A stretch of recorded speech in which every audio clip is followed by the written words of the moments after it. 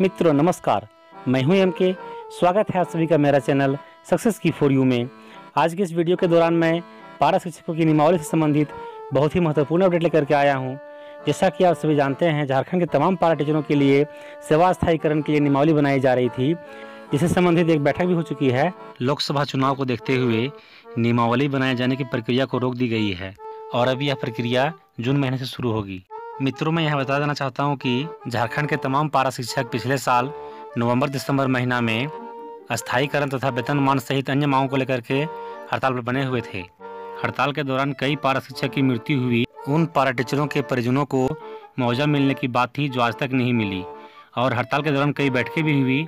बैठक के दौरान अंततः 17 जनवरी को एक महत्वपूर्ण बैठक की गई, जिसमें पारा टीचरों के मांगों को लेकर के कई बिंदुओं पर सहमति बनी, जिसमें अस्थायीकरण तथा वेतनमान के लिए नियमावली बनाए जाने को लेकर 3 महीने की समय ली गई थी, जो 3 महीने की समय समाप्त हो चुकी है और नियमावली प्रक्रिया रोक दी गई है।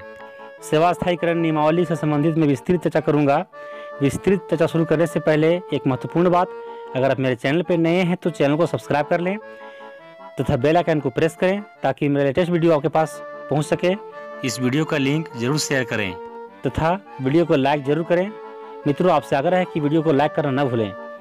तो दोस्तों, आज शुरू करते हैं इस वीडियो का सिलसिला। हिंदुस्तान पेपर में आए हुए सब्जेक्ट के अनुसार बताया जा रहा है कि पारा शिक्षकों को सेवा स्थायीकरण के लिए करना होगा और इंतजार। तो आप देख सकते हैं कि यहाँ बताया जा रहा है कि पारा टीचरों की जो सेवा स्थायीकरण की जो नियमावली बनाई जा रही थी, उसके लिए पारा टीचरों को भी थोड़ा इंतजार करना होगा। तो दोस्तों, ये देखते हैं कि विस्तृत जानकारी क्या दिया गया है। राज्य के 67,000 पारा शिक्षकों को वेतनमान और सेवा स्थायीकरण के लिए अभी इंतजार करना होगा। 17 अप्रैल तक पारा टीचरों की नियुक्ति सेवा शर्त नियमावली में गठन की प्रक्रिया पूरी करनी थी, लेकिन अब तक शिक्षा मंत्री डॉक्टर नीरा यादव की अध्यक्षता में गठित कमेटी की एक बैठक ही हो सकी है। अब लोकसभा चुनाव की वजह से इसे रोक दिया गया है। जून में ही आगे की प्रक्रिया हो सकेगी। तो मित्रों, आप देख सकते हैं कि पारा टीचरों के लिए बैड न्यूज है, क्योंकि जो 3 महीने के समय ली गई थी सेवा स्थायीकरण की नियमावली के लिए, वह 3 महीने की सेवा समाप्त होने वाली है 17 अप्रैल को। जैसा कि आप सभी जानते हैं, झारखंड के तमाम पारा शिक्षक पिछले वर्ष 2018 में नवंबर-दिसंबर माह में हड़ताल किए थे अपनी मांगों को लेकर के। इनकी मांगों को ध्यान में रखते हुए 17 जनवरी को एक बैठक की गई थी सरकार एवं पारा टीचरों के साथ में। इसमें कई अहम बिंदुओं पर फैसला लिया गया था। इसमें एक महत्वपूर्ण बिंदु पारा शिक्षकों की सेवा स्थायीकरण तथा नियमावली के बारे में थी।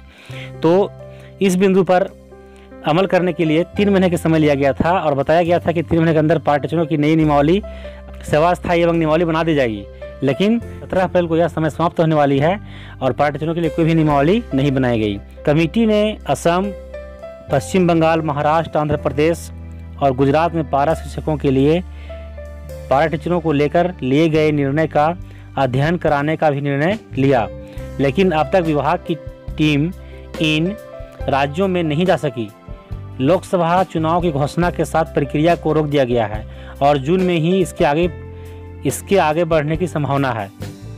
तो दोस्तों, यहाँ देख सकते हैं, यहाँ कहा जा रहा है कि पारा टीचरों की नियमावली बनाए जाने के लिए असम, पश्चिम बंगाल, महाराष्ट्र, आंध्र प्रदेश और गुजरात की राज्य की दौरा करना था और वहाँ से नियमावली ला करके एक निचोड़ निकाल करके एक अच्छी नियमावली का निर्माण किया जाना है। लेकिन यहाँ देखने की बात है कि अभी तक इसके लिए कोई प्रक्रिया शुरू नहीं हुई है और लोकसभा चुनाव के चलते जो है यह प्रक्रिया अभी रोक दिया गया है और जून में ही यह आगे प्रक्रिया होने की संभावना है। मृत पारा टीचरों के परिजनों को नहीं मिली राशि। दोस्तों, यहाँ पर आप देख सकते हैं कि ये बहुत बड़ा दुख की खबर है कि यहाँ पर जो बताया जा रहा है कि हड़ताल एवं आंदोलन के दौरान जिन पारा टीचरों का निधन हुआ था, उनके परिजनों को सरकार ने 1 लाख रुपये देने का ऐलान किया, लेकिन अब तक किसी को इसका लाभ नहीं मिल सका। सरकार ने फरवरी में ही जिलों से ऐसे पारा टीचरों की सूची मांगी थी जिनका निधन आंदोलन के दौरान हुआ है। जिलों से इसकी रिपोर्ट आ रही है, लेकिन भुगतान किसी शिक्षक को नहीं हो सका। तो मित्रों, आप यहाँ देख सकते हैं कि हड़ताल अवधि के दौरान जितने पारा शिक्षक की मृत्यु हुई थी, उनके परिवारों को मुआवजा की राशि दी जानी थी, जिसे मुख्यमंत्री द्वारा 1 लाख रुपये देने की घोषणा की गई थी। लेकिन इस संबंध में भी अभी तक कुछ भी फैसला नहीं हो सका और किसी नवंबर से नहीं मिला है मानदेय।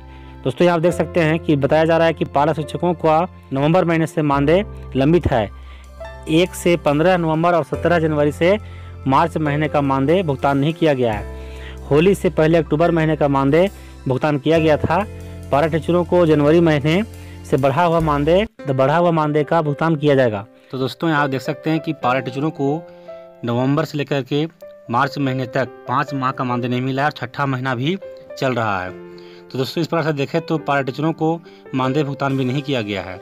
मित्रों आगे देखते हैं कि आगे क्या बताया जा रहा है। पारा शिक्षक 63 दिन थे हड़ताल पर। पारा शिक्षक सेवा अस्थायीकरण और वेतनमान की मांग को लेकर 63 दिनों तक हड़ताल पर रहे थे। 16 नवंबर से 17 जनवरी तक चली हड़ताल के दौरान स्कूलों में पठन पाठन लगभग ठप सा रहा। इस दौरान आंदोलन में कई पारा शिक्षकों की जाने भी गई। 17 जनवरी को पारा शिक्षकों के साथ शिक्षा मंत्री की वार्ता में 3 महीने में वेतनमान देने व सेवा शर्त नियमावली गठित करने का करार किया गया था, जो आज तक इस पर कुछ भी अमल नहीं हुआ। सिर्फ एक ही बैठक हो चुकी है और इस पर अभी कुछ भी अमल नहीं किया गया। और लोकसभा चुनाव को देखते हुए इसे स्थगित कर दिया गया है और जून माह पर इस पर कार्रवाई करने की बात कही जा रही है।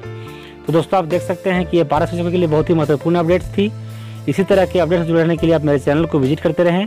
तब तक के लिए नमस्कार।